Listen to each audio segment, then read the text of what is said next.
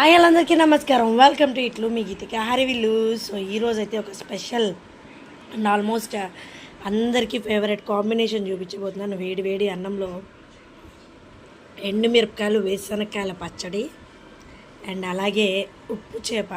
బాబా బాబా బాబా ఈ అన్నంలో పచ్చడిని తీసుకొని ఇలా కలుపుకొని ఏమంటే సగం సగమే కలవాలి. మన పాతకాల్లో అంట వేడి వేడి అన్నాన్ని ముద్దలుగా చేసి ఆ అన్నాన్ని పచ్చళ్ళు అలా నంచుకొని తినేవాళ్ళంట. కలుపుకొని తిన్నాం.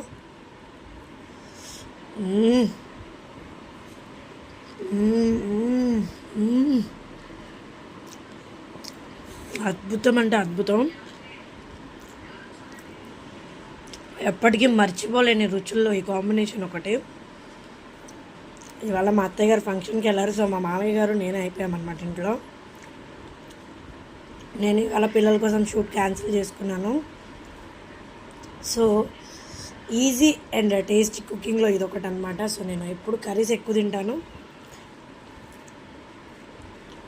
రైస్లో ఎంత అద్భుతంగా ఉందంటే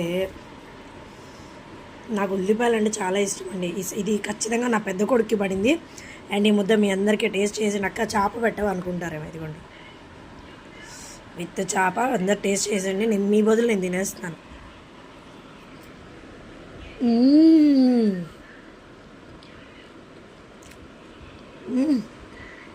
అబ్బాబ్బాబ్బా ఉందండి.